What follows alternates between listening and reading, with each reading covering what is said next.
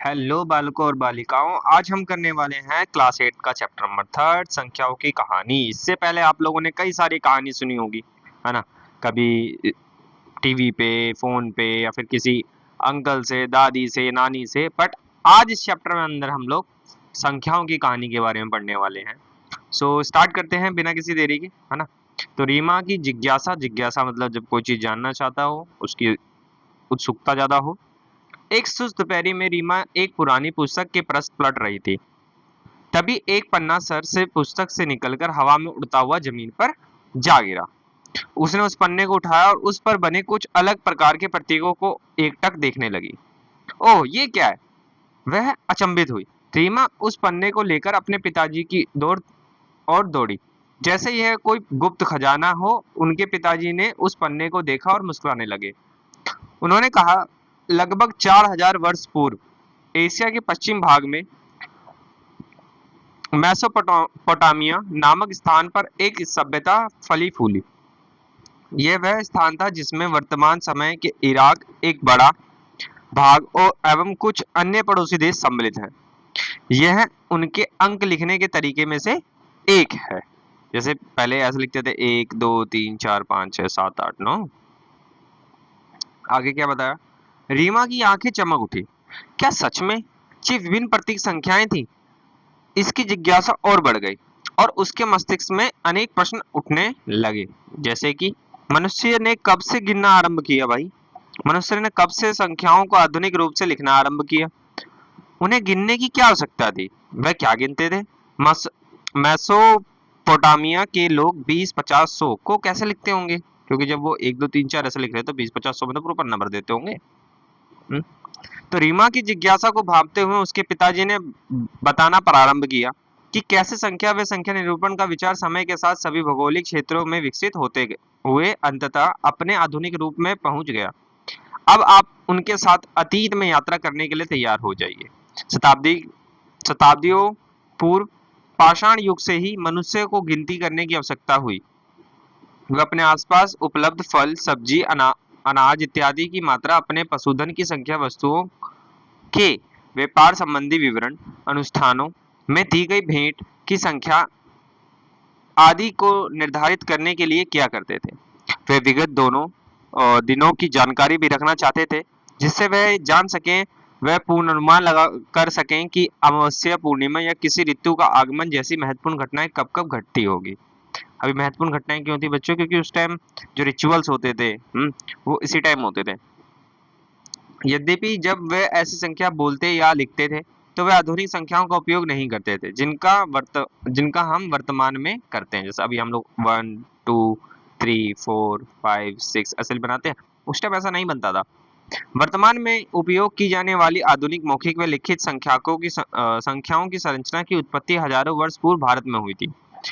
प्राचीन भारतीय ग्रंथ जैसे यजुर्वेद संहिता में 10 की घातों के आधार पर संख्याओं के नाम का उल्लेख लगभग वैसा ही जैसा आज हम उन संख्याओं को मौखिक रूप में पढ़ते हैं। जैसे उदाहरण के लिए, एक को एक एक लिखा था, उसमें 10 को 10, 100 को 100, 1000 को सहस्त्र। देखो, हम लोग कहते हैं ना एक शताब्दी, तो शताब्दी का मतलब भी क्या होता है बच्चों? 100 की मिलके बनती है शताब्दी। ये बात समझ में आ गई? चले अब आगे चलो भाई। 10,000 से बनता था अयुत। आदि से लेकर 10 की पावर 12 को और आगे की संख्याओं के नाम सूचीबद्ध किए हैं। वर्तमान में 0 से 9 तक के अंकों का प्रयोग करके जिस प्रकार हम अपनी संख्याएं लिखते हैं, उसकी उत्पत्ति व विकास भी लगभग 2000 वर्ष भारत में ही हुआ था। अगर हम लोग देखें यहाँ पर, तो हमारे भारत में बहुत कुछ हुआ था। हमारे भारत ने ही संख्याएं भी पहले लिखना चालू करी थी, और जीरो भी हमारे भारत ने ही दिया था, है ना? किसने दिया था जीरो? आर्यभट्ट ने जी। चलो भाई आगे।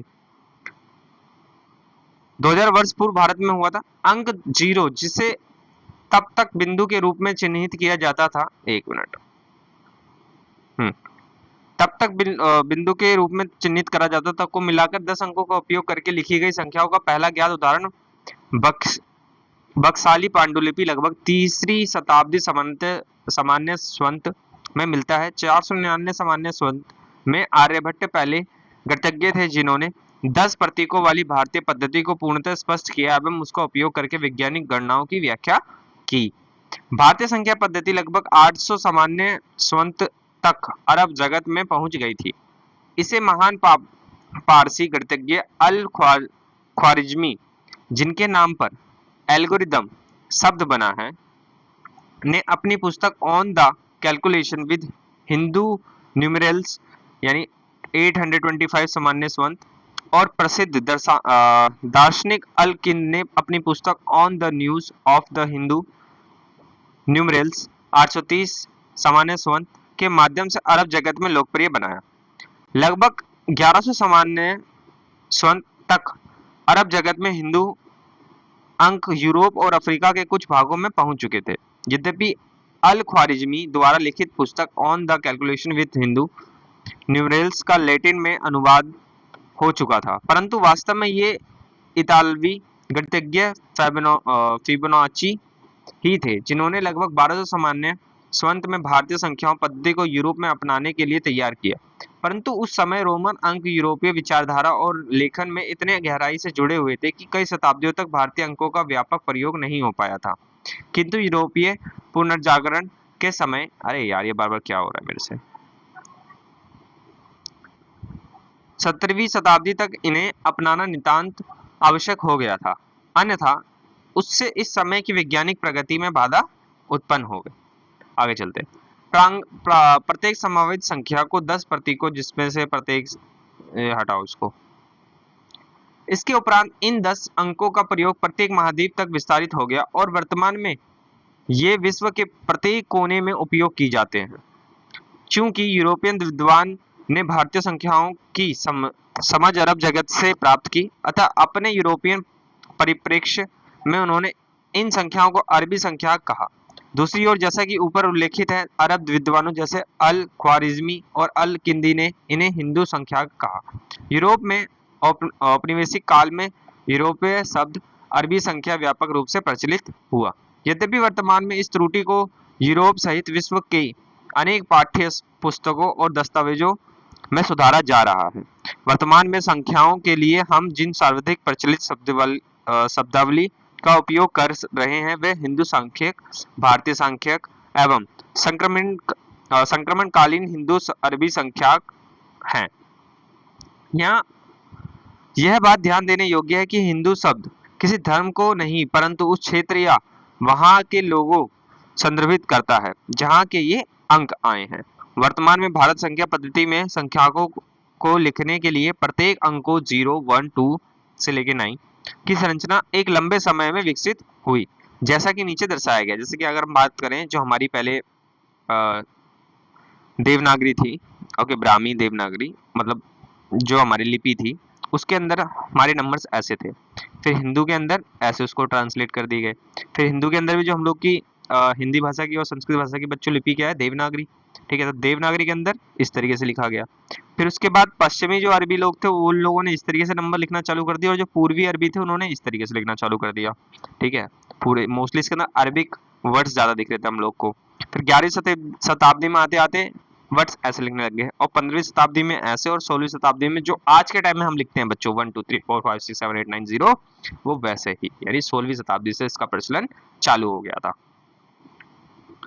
भारतीय प्रणाली को वैश्विक स्तर पर अपनाए जाने से पूर्व विभिन्न जन समुदाय संख्याओं को दर्शाने के लिए विभिन्न विधियों का प्रयोग करते थे। हम उनमें से कुछ विधियों की संक्षेप में चर्चा करेंगे। इन पद्धतियों को हम कालानुक्रम में नहीं परंतु एक ऐसे क्रम में देखेंगे जो संख्या निरूपण अवधारणा के विकास में मुख्य चरणों को दर्शाता है। आइए सबसे पहले हम किसी दिए गए संग्रह में वस्तुओं की संख्या गिनने और निर्धारित करने के लिए आवश्यक कुछ मूलभूत विधियों की खोज करते हैं। चलो यार, वैसे गणित चर्चा है, करने की जरूरत नहीं है, हटाओ। जैसे विधि 1 है, हम कंकड़, छड़ियां या किसी भी ऐसी वस्तु को प्रचुर मात्रा में उपलब्ध हो उनका उपयोग करके प्रश्नों को हल कर सकते हैं। आइए छड़ियों लेते हैं। झंडू की प्रत्येक गाय के लिए हम एक छड़ी रख लेते हैं सकते हैं। अतः अंत में संग्रहित छड़ियों हमें गाय की वह संख्या दर्शाती है जिसका उपयोग यह ज्ञात करने के लिए किया जा सकता है कि कोई गाय खोई तो नहीं है, ठीक है। लाइक जैसे सपोज करो हर एक गाय के लिए हम लोग डंडा रख लिया और मतलब एक छोटी सी स्टिक रख ली और अगर फिर लास्ट में क्या होता है हम सारी स्टिक्स गिन लेते हैं और फिर गाय गिन लेते हैं तो उससे हमें पता रहता है कि कोई गाय भाई गायब तो नहीं हुई। अब गिनना मतलब एक एक करके नहीं, एक गाय के लिए एक गाय के लिए एक, अगर बच गई यानी कोई गायब हो गई, ठीक है। और अगर नहीं बची और सबको बराबर पड़ गई तो यानी कि कोई गाय बराबर नहीं हुई। ठीक है, चलो भाई आगे चलते हैं। अब इसको बोलते हैं हम लोग बच्चों क्या, टैली मार्क्स।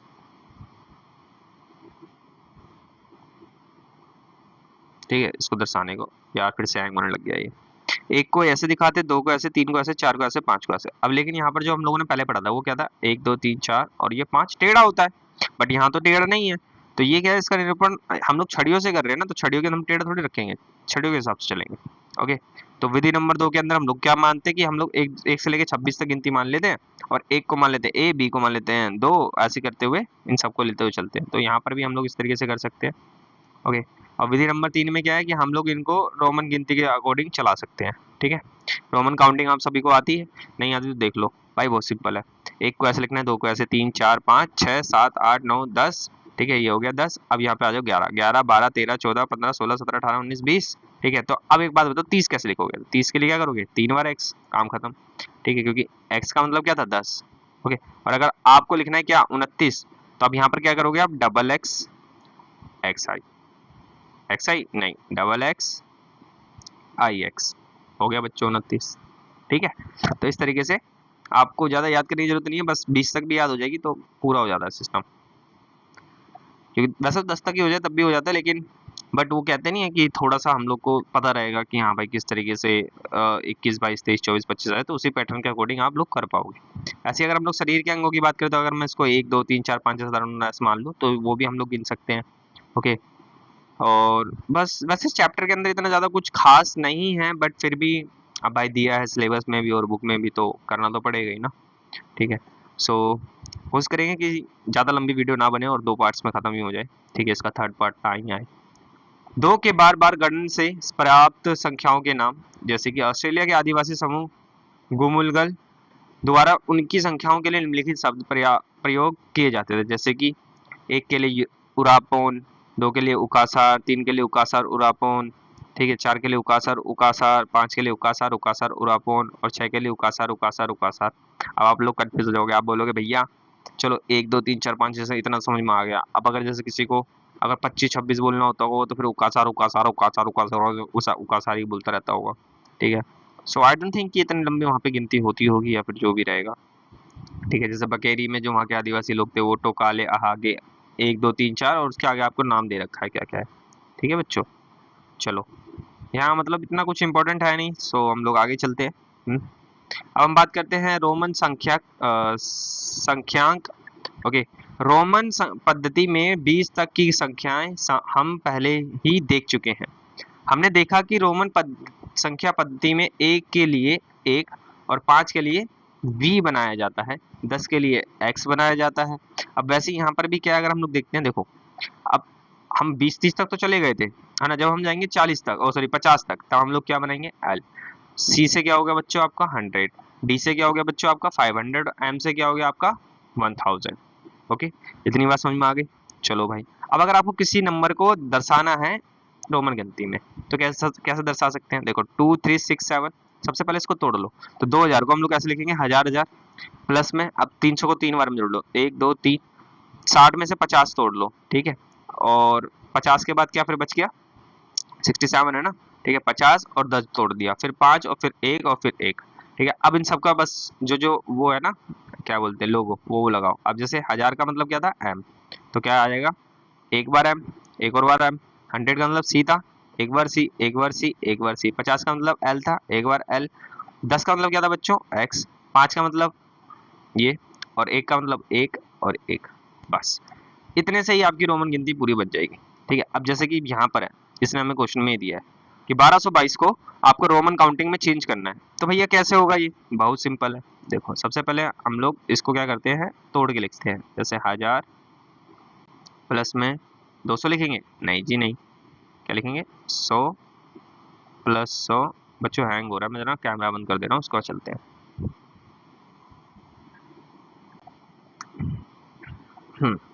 100 प्लस 100, अब बताओ बच्चों इसके आगे क्या करेंगे, देखो 200 ये हो गए, अब 22 20 बनाना है हमें, प्लस 10 प्लस 10 प्लस 1 प्लस 1। चलो भाई, हजार का मतलब क्या था बच्चों, बोलो जल्दी से, m। 100 का मतलब क्या था, c। 100 का मतलब सी, 10 का मतलब x, 10 का मतलब x, 1 का मतलब 1 डंडा और 1 का मतलब 1 डंडा, मतलब आई टाइप में। ये लो जी, बन गया आपका। सेम इसी तरीके से ये भी बन जाएगा, सेम इसी तरीके से ये भी बन जाएगा और सेम इसी तरीके से ये बन जाएगा। अगर आपको दिक्कत परेशानी आ रही तो बता सकते हो, नहीं अदरवाइज तो आप बोलोगे तो मैं इसको बना ही देता हूँ। चलो अब 2999 का क्या बनेगा, ठीक है, सीधा सीधा चलते हैं। ओके, मैं अब मेरे को आई डोंट थिंक मेरे को आपको फिर से ऐसे तोड़ के कराने की ज़रूरत है, और अगर कराने की ज़रूरत पड़ी तो आप कुछ मत करना, इसका बस पेज नंबर लिख देना, मैं समझ जाऊँगा 59, कि मेरे को इसको आपको पूरा एक्सप्लोर करके बताना होगा। ओके चलो, तो ये समझ जाओगे तो ये अपने आप समझ जाओगे, तो इसलिए दो दो बार mm।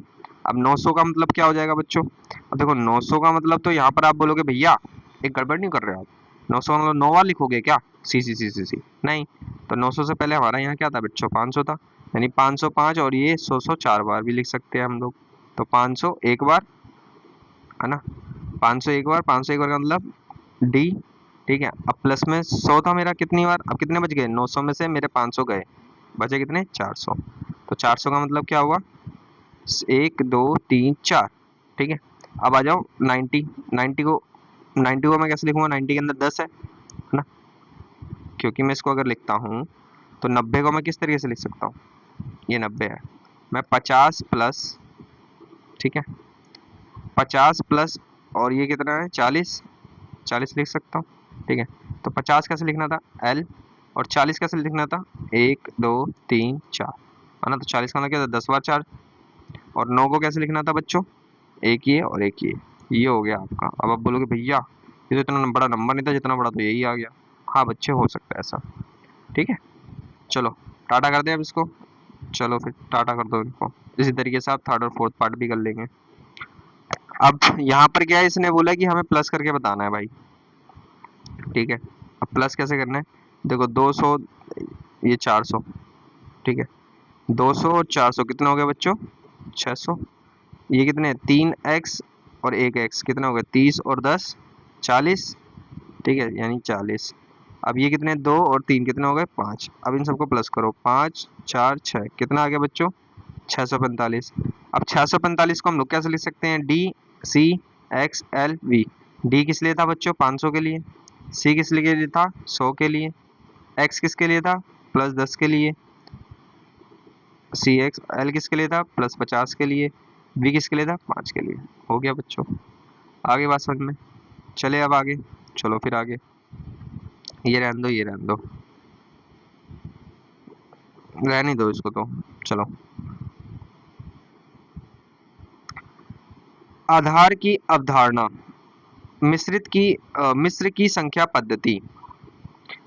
अब हम एक लिखित संख्या पद्धति का अवलोकन करेंगे जिसे मिस्रवासियों ने लगभग 3000 सामान्य स्वंत पूर्व विकसित किया था। इस पद्धति में हम किसी दी गई संख्या को समूकृत करने और दर्शाने के लिए सांकेतिक संख्याओं का प्रयोग करते हैं, तथा इस पद्धति को की मुख्य विशेषता सांकेतिक संख्या का अनुक्रम है। कल्पना कीजिए कि आप कंकड़ों का एक समूह बना रहे हैं, माना एक कंकड़ के लिए सांकेतिक संख्या 1 है, पहली सांकेतिक संख्या 1 के 10 संग्रहों का एक साथ समूह बनाएं, इसका आकार दूसरी सांकेतिक संख्या है जो 10 है, पिछली सांकेतिक संख्या 10 के 10 संग्रहों का एक साथ समूह बनाइए, इसका आकार तीसरी सांकेतिक संख्या है जो 10 × 10 यानी कि 100, और इसकी इसी प्रकार अगला सांकेतिक संख्या प्राप्त कर सकते हैं। तो यहाँ पर आ जाओ, मिस्र की भाषा में पहले कैसे लिखा रहता था, एक को हम लोग ऐसे दिखाते, 10 को ऐसे, 100 को ऐसे, 1000 को ऐसे, 10,000 को ऐसे, ऐसे करते करते ये दे रखा है आपको। ओके, अब आ जाओ यहाँ पर मिस्र संख्या पद्धति में हमें दिखाना है ना, जैसे भी हम लोगों ने रोमन गिनती करी थी कैसे करी थी, तोड़ के करी थी, वैसे यहाँ पर भी हम लोग इसको तोड़ के देखेंगे। अब देखो ये क्या है 10,458, अब देखो 10,000, 10 कितना बच्चों 1000, ठीक है। अब देखो 10,000 इनमें से कौन सा साइन में है, ये कितना हुआ ये 1000 है, ये कितना हुआ 10,000, तो इसके लिए हम क्या बनाएंगे ये ऐसा, ठीक है, थोड़ा गंदा सा शेप लग रहा है बट कोई बात नहीं। उसके बाद क्या है बच्चों 400, 400 के लिए हम लोग क्या रखेंगे 4 बार 100, है ना, 4 बार 100 के लिए ये आएगा, ठीक है। उसके बाद 5 यानी 50, तो 50 के लिए ये था हम लोग को, यानी 5 बार ये 1 2 3 4 5, उसके लिए 8, 8 के लिए क्या 1 2 3 4 5 6 7 8, ये लो जी बन गया आपका। ठीक है, इसी तरीके से आपको ये सारे करने हैं। अब आ जाओ यहाँ पर सेकंड पार्ट के अंदर, ये सांख्यिक किन संख्याओं को दर्शाते हैं। देखो इसका मतलब क्या था, पहले ये समझो। क्वेश्चन मार्क का मतलब 100, यानी कितने हो गए 200। ये कितने हो गए, इसका मतलब क्या था बच्चों 10। ठीक है, तो 1 2 3 4 5 6 7, तो ये कितने हो गए 70। अब यहाँ देखो कितने, 3 और 3 6, 6। अब देखो 6 7 2, यानी कितने को दर्शा रहे हैं 276 को। इतनी सी बात समझ में आ गई। सेम ऐसी सेकंड पार्ट भी हो जाएगा। चलो भाई, इसको टाटा बाय बाय करते थे थोड़ा।